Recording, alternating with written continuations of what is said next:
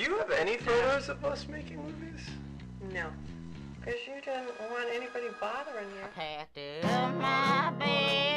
think the neighbors really thought this house had monsters living in it. These are the streets we used to roam to make our films. This was essentially our soundstage. I had an affinity for making movies that involved guns. I'm surprised you weren't in jail. Or me. I'd be put in jail. Growing up in a conservative small town, you just kind of want to lash out. None of us really knew how to play instruments, so obviously we couldn't become punk rockers, but this was our version of punk. My biggest fear is I wasn't going to know the difference as to when somebody was hurt or whether somebody was pretending to be hurt. Some of the screams were pretty scary.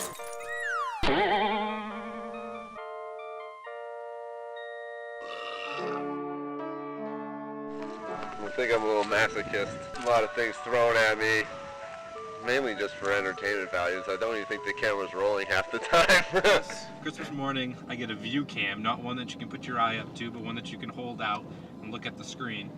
And we started making our movies. No one in the world could convince you that these movies are absolute shit. That was what we did when we got out of school, was what were we gonna film? We didn't have an outlet to show our work. Our only way to do that would just be go to a party or just, have a group of friends over and watch them on TV. I wanted to get like a shot with like this in the foreground. Who's directing this thing? I am.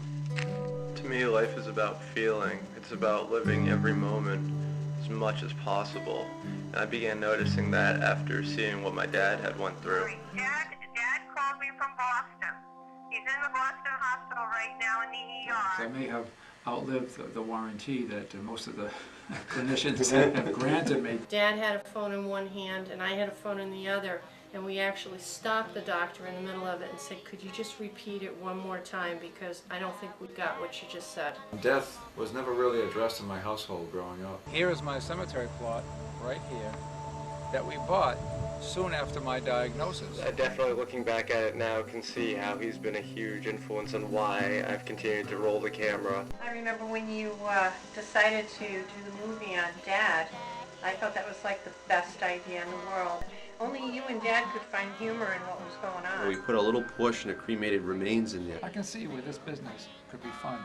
It's less morbid than people make it out to be. No, you make it fun. No, I'm kind of looking forward to it. If I could just make it as a star, I would say farewell with a simple three simple pie. I don't remember what happened last night. There's a major part of the night that's just like, the movie is like that, and then there's like a mess up, and it's just black.